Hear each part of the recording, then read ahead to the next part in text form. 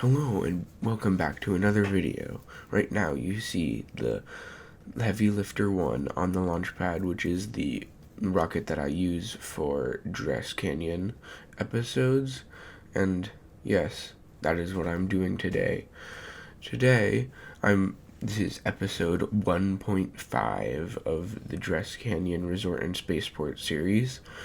I am launching numerous things which you will see in orbit. Now you might notice that I did not include a time lapse of the build. That's because added on that would make this whole video about 45 minutes. And yeah, that's not the most entertaining for my viewers, so I try to keep it as friendly as possible. So yeah, we're just blasting up now. Now, as I've said before, the heavy lifter has 9 Mastodon engines and 4 vectors and 2 mammoths. And so this thing has a lot of lifting power, which is why it's so good to get to Dres. And even though I don't think I need such a big vehicle to get to Dres. It's just I'm not good at all. And also this is like a vehicle that can reliably get to Dres no matter when it is in the year. So yeah, or in the Kerbal year. And unless, well, when it's close to the ideal transfer window anyway. So now we're going through the atmosphere, and I've made a couple fairings everywhere. Like there's a fairing around the mammoth or mastodon cluster, and that's so that the mastodons don't get burnt and destroyed by heat, which is a serious concern because in my first tests of the Heavy Lifter 1, they always blew up.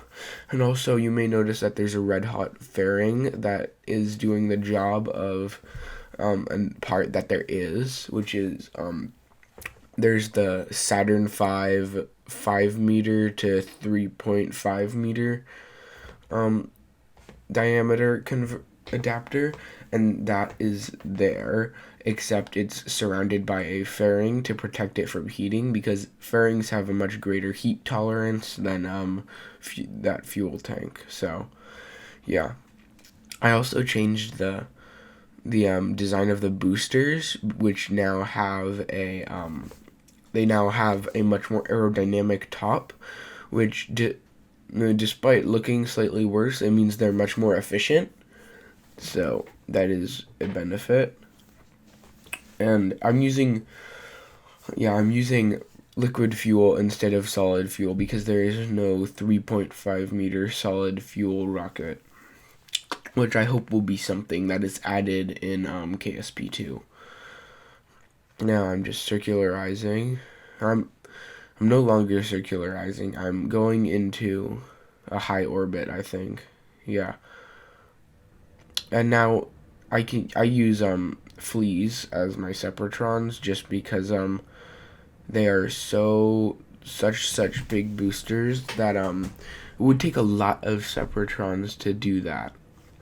Okay, so I'm now just playing around with better time warp, which I ended up just not being able to use, and I don't know why I didn't know how to do physics warp in space, and if someone could comment down below telling me how to use better time warp physics warp in space, that would be extremely helpful. Also, you may have noticed that I have now opened the payload fairing. So despite being in map view, the next time we go out of it and into normal like craft view, you will be able to see the things. Yeah, but I will talk a little bit about them. The first one, at least. So last episode, there was a problem that we had where rovers could not dock to the refueling station, and so that was a big problem, and they would just get thrown off, and yeah, and so I decided that I would launch an adapter, which is pretty much just a big structural segment connected to like 3 different docking ports, which are now the 3 different docking ports are for like rovers that go from like future bases, I suppose, thinking ahead, because I don't want to launch a base and then have rovers and not have it work. So yeah, so there's the rover. Then this is a holiday special that I made. So there is a Christmas tree, which is a nose cone covered in solar panels, which looks better than it has any right to. Then there is a menorah, which yeah, it is, and a kanara, and a menorah and a kanara. They're pretty much the same design for me, but they're for different holidays. One is the Kanara is for Kwanzaa, and the menorah is for Hanukkah, and yeah. So for the Kanara, I did, what is it? It was a bunch of, pretty much for the menorah and the Kanara. For the candles, I did spark engines. Which are all the candles, yeah, or those are the lights, or the like the wick to the candle, sorta, and then there are Oscar B tanks, I think they're called, and those are below, and those are the rest of the candle, like the wax, or that's how they burn. And so the way I get them down, instead of each having, for the Kanara and the menorah. The menorah is the same as the Kanara, except it has it has 2 extra burners. So yeah, and it's also slightly bigger. It has its own has a different way of landing itself. It has a big extendable like what are they? They're grip strips, I think. Yeah, they're grip strips. They have it has big extendable grip strips on the big alligator hinges. I should know the names of these. It's like it's G like 50 alligator hinge or something. I don't know. And yeah. Yeah, so it's that, and then the Kanara is just 2 wings with the smallest grip strips on the bottom of each of the wings, and it yeah, and then the way they land themselves, instead of having like 2 or like 4 attached but decouplable like boosters, which is what I have for the Christmas tree, they the candles rotate, and they point down. Yeah, and then when they point down, they're like sort of, they are the landing boosters, and then once I land safely, then I rotate them back, and then I point them up and burn them, and yeah, which you will see later on in the video if you stick around until then. And if you've made it this far in the video, please like and subscribe. It helps out a ton, and it makes it so that I can do more content created for you guys. Okay, so for the past while, I've been doing this big, fat, long nuclear burn, which is pretty much, that's like the main, not the main part, it's the main bulk. It's the longest part of any Dres Canyon Resort and Spaceport mission. And yeah, this one has a bunch of orbiting for the around Dres, but yeah, we'll get to that. What should I talk about?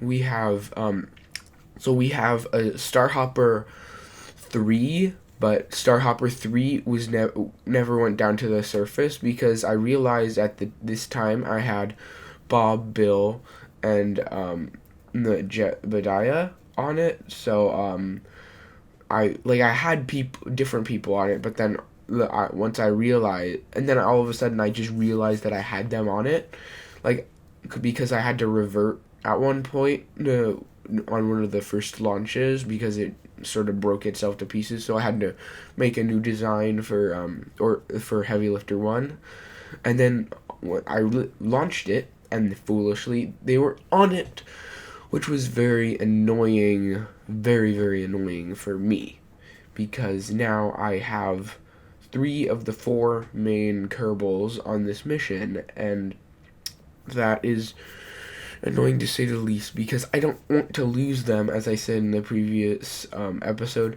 I want to keep them for all of Blue Jay Enterprises, and yeah, and that would not happen. I want to keep them available for all of Blue Jay Enterprises. So, what I did, there's still quite a lot of fuel in the transfer stage, and it's also quite a lot lighter now.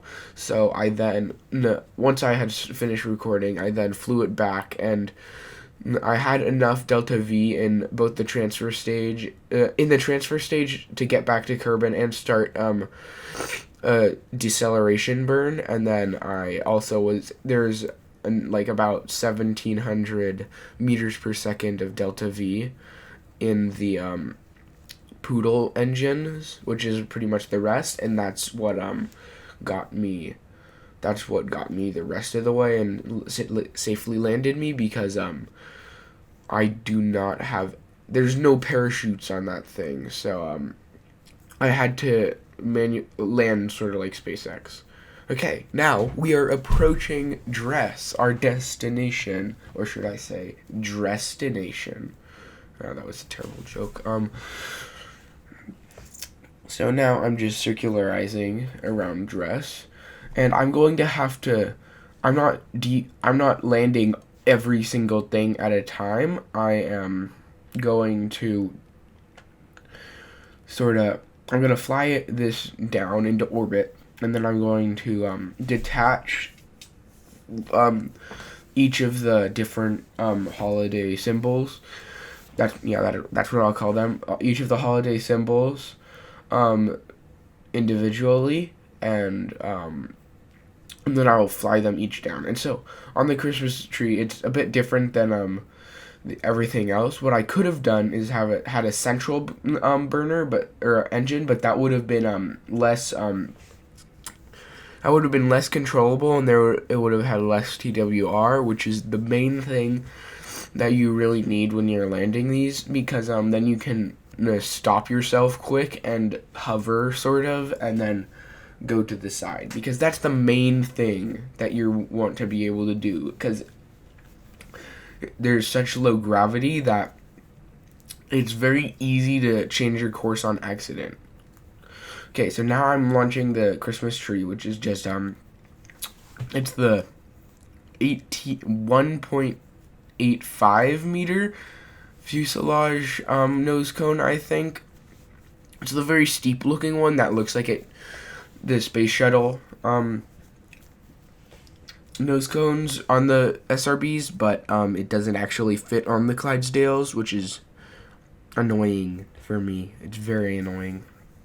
Now we're landing Christmas tree, and instead of putting like landing struts, or even the smaller alligator hinges, and then on those, guess what I forgot to put, which I put on everything else. Yeah, you guessed it. It's grip strips, and I really would have liked those. Actually, this was the most stable one out of all of them, and the whole point of this mission was just to celebrate the holidays, and also, we have like 5 Kerbals down on Dres, and they've been stuck there for like 3 years already, and and we want to keep them happy, because I really appreciate that they're down there. They're keeping the Dres Canyon Resort and Spaceport dream alive. And so now I'm landing the adapter piece for the docking port down on the landing pad, like the refueling station, and it did encounter the same problem with that the original rovers had, and you'll see that in a bit. So then and also it's not very good for maneuvering. The two the Verners that are laterally, I think that is, like on the side, are installed on the side. Those Werner engines don't do anything because they're placed so close to the center of mass. So yeah. No, this was yeah. I was lucky that one of the tires didn't break on that landing, and now I'm just driving, and this was really annoying. The rover wheels just they all turned. So when I turned, and also this was all because the probe core was at 90 degrees to the ground. So if you look at the nav ball, it's just perpendicular to the ground. Like the horizon line is perpendicular to where it should be, and that made it so that this thing couldn't control itself, and that was not fun for me. So yeah, in the end I had to just rely on using the wheels to go forward and using Verners to maneuver. And I toggled the steering direction, and that would give me some steering for a bit. Okay, now we're coming up, and watch. I maneuver in, and then boom, I was close, and then I just get flipped out of there, and that's the glitch. Or it's actually not a glitch, because I'm going in there with wheels, and if I don't hit it perfectly, if I don't get in there perfectly, then I'm just gonna get boom shot out of there by their suspension, which is not that would not happen in real life, but it's logical to expect, and I should have foreseen that when I built this, but I didn't because I'm stupid. Yeah. Yeah. It wasn't the best decision. Now I just had Helltop Kerbal get out there, and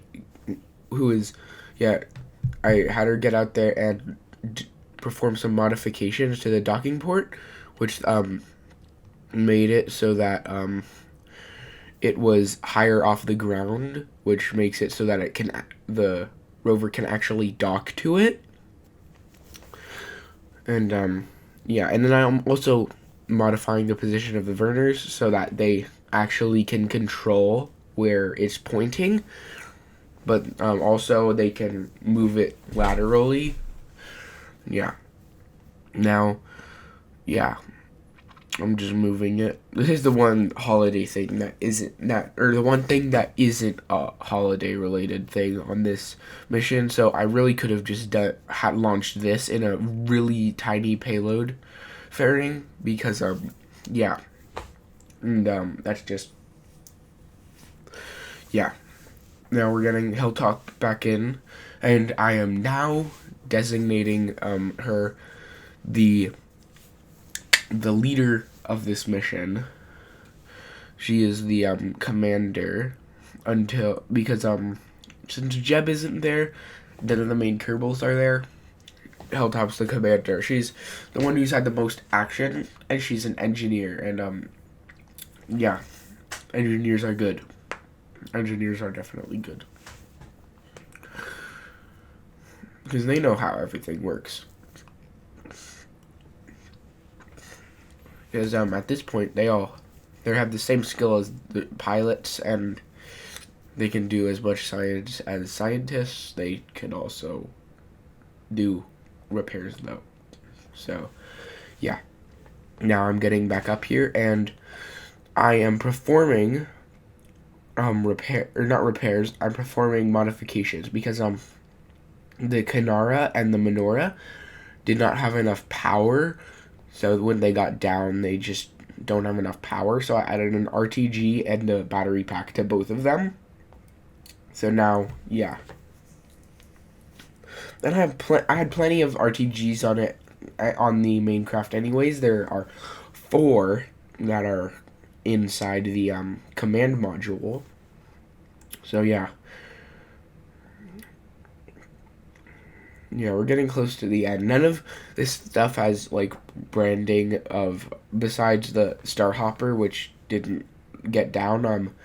None of this stuff has Dres Canyon Resort and Spaceport branding. So yeah, because it's going to be deleted before next episode, I think. Or actually, next episode I'm gonna send in HQ, and then I'm going to once I'm done with recording video for HQ, I'm just gonna get rid of it, because by that time I think all the holidays will be over.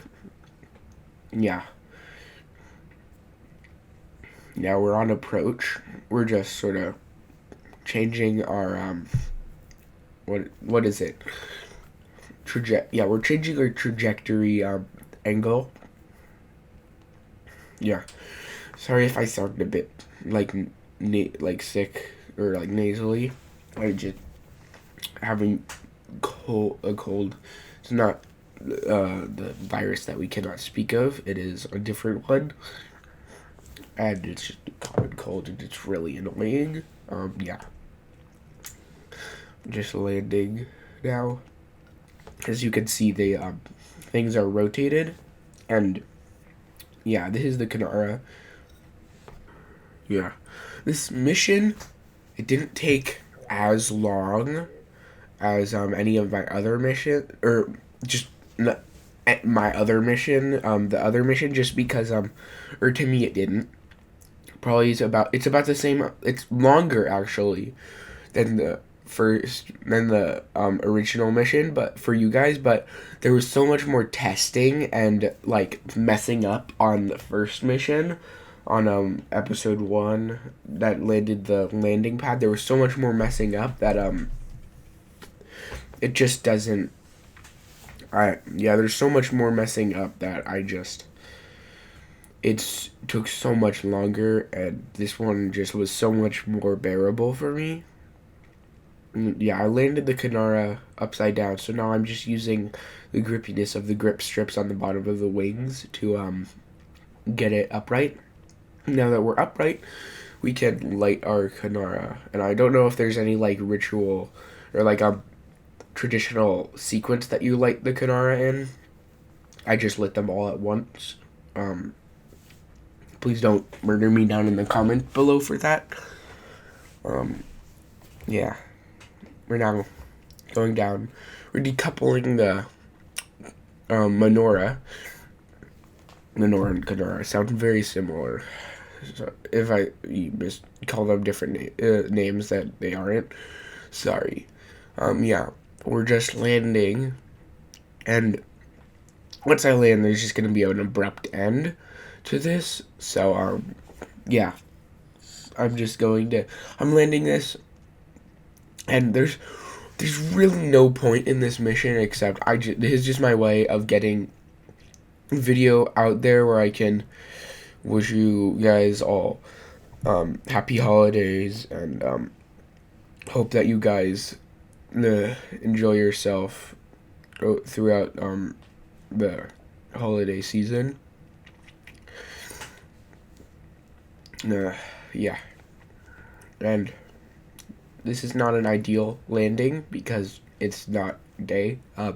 Yeah, it's night as you can see, so I'm just now landing. There are a lot of monopropellant thrusters on this, by the way. I don't think I mentioned that. We're getting close to the end. Because I land, I think, and then I bounce up. Maybe? Yeah. And this thing, I didn't land it properly. It sort of just fell, as you're about to see here. And I tried to balance it, but it didn't work. And so I eventually got it to work by doing subsequent missions, but that's it. So happy holidays! Hope you enjoyed that.